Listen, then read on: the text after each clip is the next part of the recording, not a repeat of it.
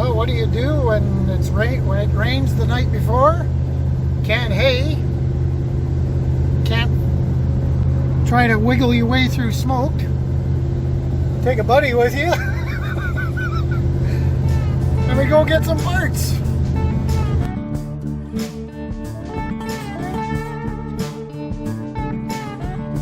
Good morning, everyone. We are on our way back up to Eden, Manitoba to pick up the bale processor and the axle. It's been fixed. Both have been fixed. Got a co-pilot with me today.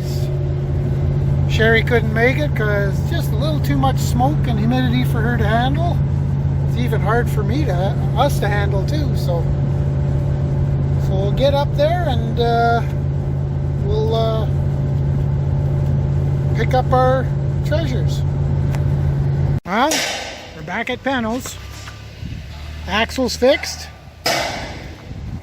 And the bale processor's fixed. Say hi, Randy. No, he's not listening. Well, this is where he's done.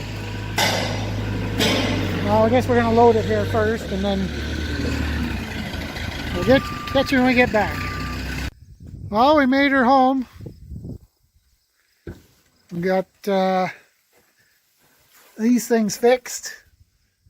Here, there's one. Where's the other? Oh yeah, there's the other one here. That's all little better holes.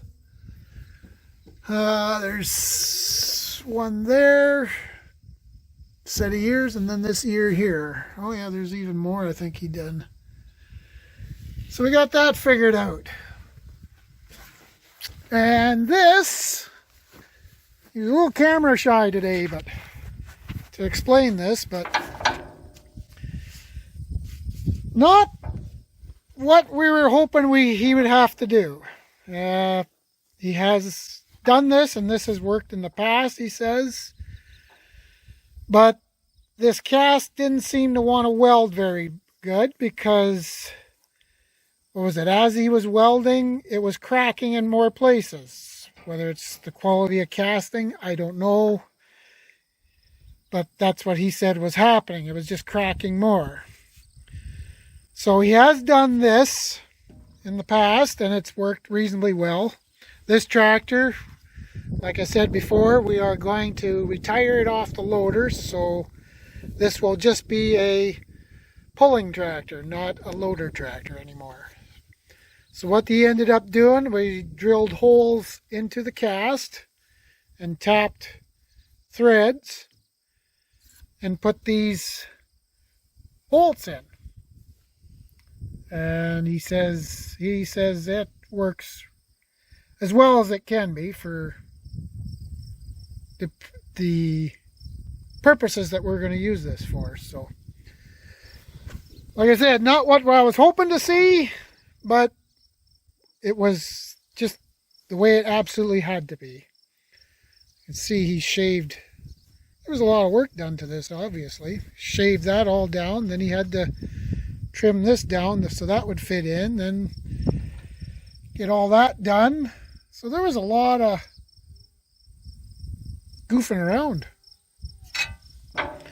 So, and he assured me that this won't break anymore. It'll probably bust out through that if anything happens. But some guys have put loaders back. You still use them for loader tractors after this, but I thought, nope. We're going to retire this off the loader, and we'll just use this. There'll still be lots of applications for pulling work and whatnot. Tractor can have a good semi-retirement instead of a tough life. Right, Duff? Pretty much, eh? It's time to upgrade anyways at 22,000 hours. I think this thing is done pretty good. And who knows, maybe we'll find another axle yet. Grant and Cooley in Alberta is still out in the hunt for one, but we'll see what happens. So anyways, we'll get this back to Brian's and you can start putting parts together and start putting the tractor back together. Oh, and I almost forgot. On the way up there in Neepawa, there's a Vermeer dealership there. TIC Parts and Service. And I got some of these things. Hopefully it's a little more improvement than that. So, may as well make it a paying trip. Well, it's the next day. Got the processor unhooked. Got the axle off to Brian so he can get it back together. Old wise one here is revved up about going to pick bales out on 10 because the second cut and the grass is coming back pretty good. Still wants the rain, so we're not being able to do any haying. We got an issue with our hay bine. We're hoping it's just a sensor because it throws up a code that it charge pressure, that's what I'm trying to say. Had a guy come out from our Kiwi there from RSP Farm Services. He come out and did a pressure check on it. Everything's good, so we're hoping it's just a sender. So we're just waiting for that to show up. In the meantime, we're upgrading our knife system. New guards, new sections. And putting this back together. Because we rattled the bolts. If some of you that remember last summer, we buggered up a wobble box here last year. And plus this one that we put on, we rattled the bolts off of there and kind of buggered up some threads on the one hole here. So we had to put longer bolts, and so we're hoping that's gonna hold together. So yeah, spend more money, fix. But it needs to be done. When you're trying to convert a 24-foot swather into a hay bine, this is what you got to do sometimes. Those guards weren't cheap either. They were pushing $50 a guard. Canadian, of course. That's a lot of money. And then we're just in the process of putting new sections on.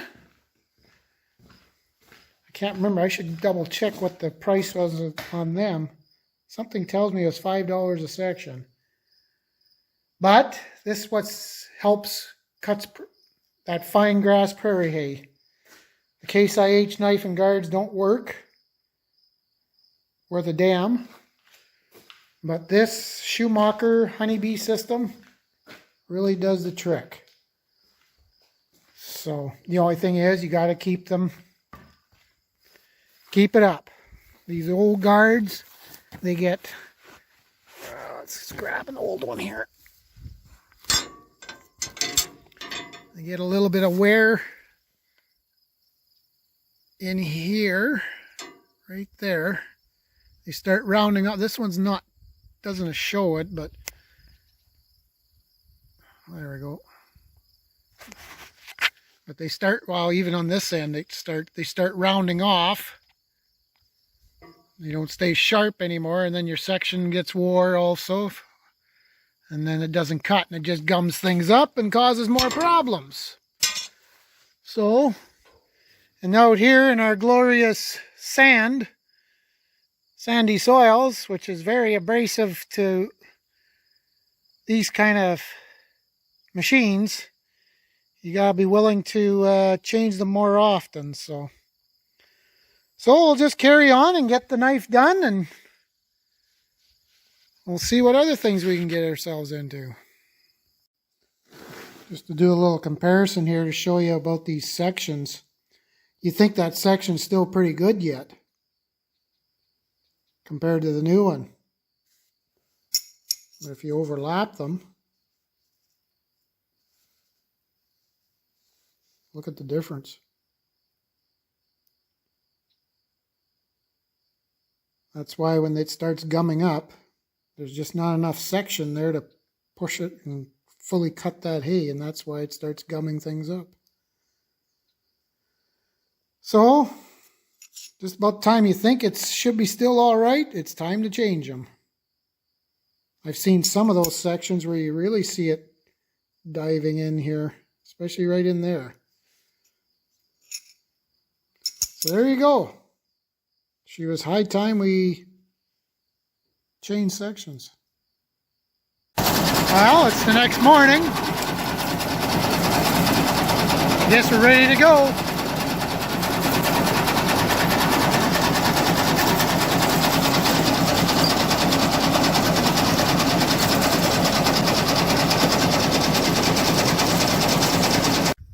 Well, looks like we got everything back in business here again. We had a little issue here when I put everything back together here. This arm, well, here's the other one. The splines, I guess, were wore. Dad mentioned that he had really jammed it in there last year. This was sitting up about here, so it wasn't lining up with this. And I was like, what the hell's going on? But like I said, Dad had reminded me that this was wore, I guess, to the point of wasn't fitting worth a darn anymore. So we went to we got a donor header there, another header that we're robbing parts off of. So got the arm off it, and it seems to be sitting in a lot better, at least not as bad. Another thing a guy could do, well, here, it was just at the top of the slotted hole here. A guy, what a fella can do is take some shims out. There's 3 shims, some on the other side there too, but there's some shims that can and pull the wobble box down, so this pulls this down to line this up better. But the way it was before, even if you pulled those shims out, it wasn't going to fit. It was like I said, it was like way up here. So that's scrap iron. So anyways, other than that, I think we're, other than greasing up and the oil needs changing on it, engine oil. That's the way it has been for this weekend. Going to get stuff and fixing stuff. Necessary evil on the farm and ranch. That's just the way it goes. Whether you got brand new stuff or old stuff like what we got. So I'd like to give a shout out, thank you to Penno's Manufacturing up at Eden for the work they did on the bale processor and the axle. I think he did a pretty good job for what he had to work with. And also thanks to old Duff there for being my co-pilot. It was kind of uneventful, for more of a visiting session more than anything, but you got to have that once in a while. And check out Penno Manufacturing, back to Penno's. Check out their hay handler. I think they got some videos, I think on YouTube or Facebook or both. That hay handler, that 2-bale spike, I think that's a pretty slick outfit. I think if we were to get a loader, I think we strongly consider getting one of those for picking bales. So, on that note, like, comment, subscribe. Thanks for watching. Have a good one.